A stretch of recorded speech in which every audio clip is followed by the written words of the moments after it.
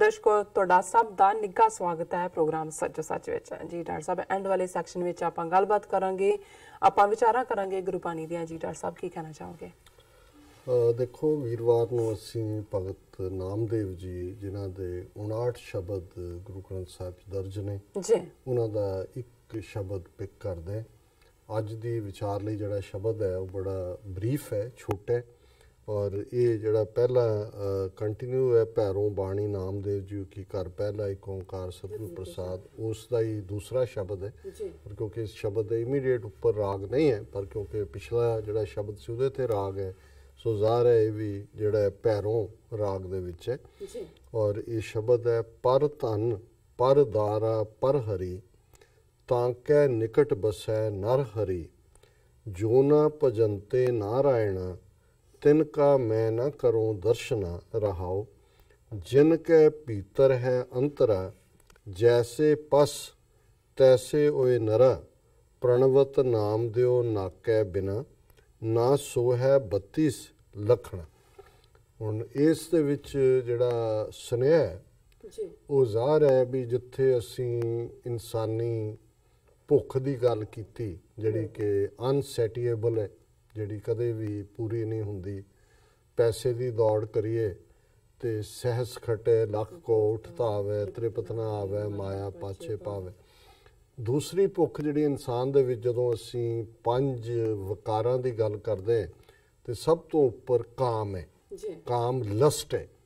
हुण लस्ट दे विच जदों असीं हालां नाल दी नाल जदों ये भी कहा जांदा है कि जिहड़ा सिख दे लई गृहस्थ जरूरी है। हुण लस्ट और ग्रस्त दे विच फर्क है।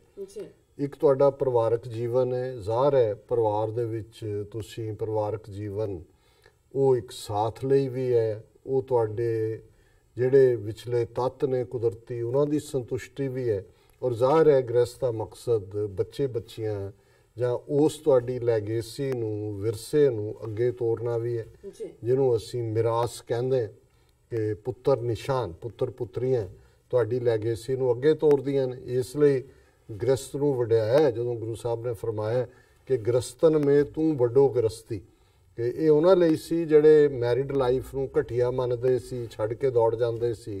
और भाई गुरदास जी ने तां उन्हां नूं होर भी चपेड़ मारी सी कि भी होए अतीत गृहस्थ तज उन्हूं के ग्रह मंगण जाई, कि तुसीं गृहस्थ छड्ड के दौड़ गए अतीत बन गए, पर अपने ठूठे लैके उन्हां गृहस्थियां दे सामने ही उन्हां दे घरां दे अगे जाके मंगदे हो। जिहड़े मेहनत करके कमाई करदे ने वो जाके वो तुहाडी खुराक बनदा, तुसीं किहड़े पासों उच्चे हो गए।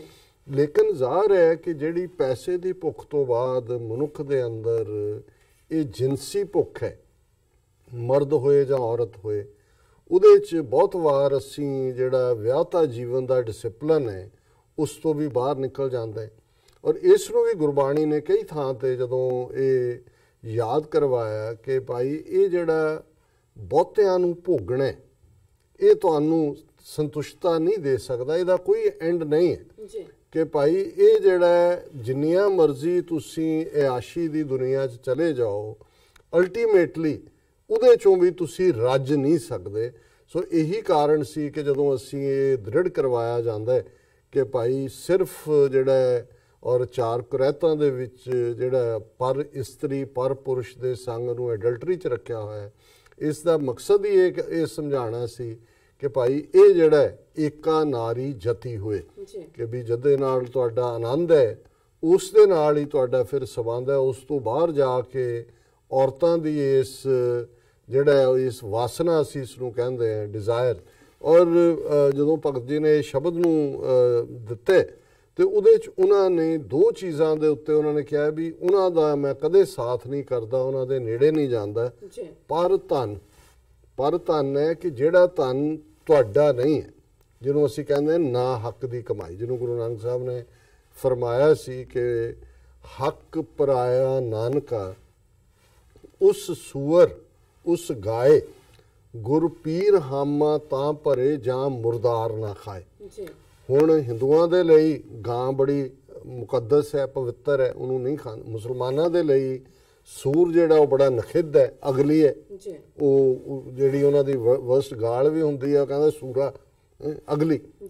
ਸੋ ਪਰ ਉਹ ਗੁਰੂ ਸਾਹਿਬ ਨੇ ਕਿਹਾ ਵੀ ਇਹ ਤਾਂ ਠੀਕ ਹੈ, ਇੱਕ ਲਈ ਇੱਕ ਜਾਨਵਰ ਪਵਿੱਤਰ ਹੈ, ਦੂਸਰੇ ਦੇ ਲਈ ਉਹ ਨਖਿੱਧ ਹੈ, ਪਰ ਕਦੇ ਇਸ ਗੱਲ ਵੱਲ ਵੀ ਧਿਆਨ ਦਿਓ ਕਿ ਵੀ ਤੁਸੀਂ ਆਪਣੇ ਹੱਕ ਤੋਂ ਬਿਨਾਂ ਦੂਸਰੇ ਦੀ ਕਮਾਈ ਜਿਹੜੀ ਖਾਂਦੇ ਹੋ, ਬਰਾਈਬ, ਮੁਰਦਾਰ ਹੁੰਦਾ, ਮੁਰਦਾ ਖਾਣਾ। ਅਸੀਂ ਮਾਸ ਤਾਂ ਜਿਹੜੇ ਖਾਂਦੇ ਨੇ ਜਿਉਂਦੇ ਜਾਨਵਰ ਦਾ ਹੀ ਉਹਨੂੰ ਮਾਰ ਕੇ ਖਾਂਦੇ ਨੇ, ਪਰ ਮੁਰਦਾ ਕੌਣ ਖਾਂਦਾ? ਉਹਨੇ ਕਿਹਾ ਵੀ ਇਹ ਜਿਹੜਾ ਹੱਕ ਪਰਾਇਆ ਹੈ, ਦੂਜੇ ਦੇ ਧਨ ਦੇ ਉੱਤੇ ਆਪਣਾ ਹੱਕ ਜਤਾਣਾ ਹੈ, ਇਹ ਮੁਰਦਾ ਖਾਣਾ ਹੈ। ਔਰ ਇਹ ਇਵੇਂ ਹੀ ਹੈ ਜਿਵੇਂ ਹਿੰਦੂ ਗਾਂ ਖਾ ਰਿਹਾ, ਮੁਸਲਮਾਨ ਸੂਰ ਖਾ ਰਿਹਾ। ਹੁਣ ਉਹ ਦੋਨਾਂ ਦੇ ਲਈ ਵਰਜਤ ਹੈ, ਮਜ਼ਹਬੀ ਤੌਰ ਤੇ ਸੂਰ ਜਿਹੜਾ ਵਰਜਤ ਹੈ, ਉਧਰ ਗਾਂ ਵਰਜਤ ਹੈ। ਸੋ ਗੁਰੂ ਸਾਹਿਬ ਨੇ ਫਰਮਾਇਆ ਸੀ, ਹੱਕ ਪਰਾਇਆ ਨਾਨਕਾ ਉਸ ਸੂਰ ਉਸ ਗਾਏ, ਗੁਰ ਪੀਰ ਹਾਮਾ ਤਾਂ ਭਰੇ ਜਾਂ ਮੁਰਦਾਰ। ਜਦੋਂ ਰੱਬ ਦੀ ਦਰਗਾਹ 'ਚ ਫੈਸਲਾ ਹੋਣਾ ਹੈ, ਨਾ ਹਿੰਦੂ ਦੇ ਗੁਰੂ ਨੇ ਤੇ ਨਾ ਮੁਸਲਮਾਨ ਦੇ ਪੀਰ ਨੇ ਉੱਥੇ ਹਾਮੀ ਨਹੀਂ ਭਰਨੀ ਹੈ, ਨਬੀ ਨੇ ਨਹੀਂ ਖਲੋਣਾ ਹੈ ਆ ਕੇ, ਜਾਂ ਕਿਸੇ ਰਾਮ ਕ੍ਰਿਸ਼ਨ ਅਵਤਾਰ ਨੇ ਨਹੀਂ ਖਲੋਣਾ, ਕਿਉਂਕਿ ਤੁਸੀਂ ਪਰਾਇਆ ਹੱਕ ਲਿਆ ਹੋਇਆ। ਔਰ ਇੱਥੋਂ ਹੀ ਭਗਤ ਜੀ ਨੇ ਰਹਾਉ ਦੀ ਤੁਕ ਇਹ ਹੈ ਕਿ ਜੋ ਨਾ ਭਜੰਤੇ ਨਾਰਾਇਣ ਹੈ, ਜਿਹੜੇ ਉਸ ਨਾਰਾਇਣ ਨੂੰ, ਰੱਬ ਨੂੰ ਨਹੀਂ ਭਜਦੇ, ਯਾਦ ਨਹੀਂ ਕਰਦੇ, ਤਿਨਕਾ ਮੈਂ ਨਾ ਕਰੂੰ ਦਰਸ਼ਨ, ਮੈਂ ਉਹਨਾਂ ਦੇ ਨੇੜੇ ਵੀ ਨਹੀਂ ਜਾਂਦਾ। ਪਰ ਪਹਿਲੀ ਗੱਲ ਉਹਨਾਂ ਨੇ ਕਹੀ, ਪਰ ਧਨ ਪਰ ਦਾਰਾ ਪਰ ਹਰੀ। ਜਿਹੜਾ ਰੱਬ ਨਾਲ ਜੁੜਿਆ ਉਹ ਪਰ ਧਨ ਨੂੰ ਵੀ ਉਹਦਾ ਤਿਆਗ ਕਰਦਾ, ਪਰ ਦਾਰਾ, ਦਾਰਾ ਕਹਿੰਦੇ ਨੇ ਇਸਤਰੀ ਨੂੰ, ਕਿ ਦੂਸਰੇ ਦੀ ਇਸਤਰੀ ਦੇ ਉੱਤੇ ਉਹ ਅੱਖ ਨਹੀਂ ਰੱਖਦਾ ਹੈ। ਪਰ ਹਰੀ ਜਿਹੜਾ ਉਸਨੇ ਤਿਆਗ ਦਿੱਤੀ, ਤਾਂ ਕਿ ਨਿਕਟ ਬਸਿਆ ਨਰ ਹਰੀ। ਰੱਬ ਉਹਦੇ ਨੇੜੇ ਹੀ ਹੁੰਦਾ ਜਿਹੜਾ ਨਾ ਹੱਕ, ਜਿਹੜਾ ਉਹਦੇ ਤੇ ਉਹਦੀ ਕਮਾਈ ਨਹੀਂ ਖਾਂਦਾ ਔਰ ਵਿਭਚਾਰ ਦੇ ਵਿੱਚ ਨਹੀਂ ਪੈਂਦਾ। ਜਿਨ ਕੇ ਭੀਤਰ ਹੈ ਅੰਤਰਾ, ਜੈਸੇ ਪਸ ਤੈਸੇ ਹੋਏ ਨਰਾ। ਜਿਹੜੇ ਰੱਬ ਤੋਂ ਵਿਥ ਰੱਖਦੇ ਨੇ ਉਹ ਉਵੇਂ ਹੀ ਨੇ, ਮਾਨੋ ਉਹ ਪਸ਼ੂ ਜੂਨ ਦੇ ਵਿੱਚ ਨੇ। ਪ੍ਰਣਵਤ ਨਾਮ ਦਿਓ ਨਾਕੈ ਬਿਨਾ, ਨਾ ਸੋਹੈ 32 ਲੱਖਣ।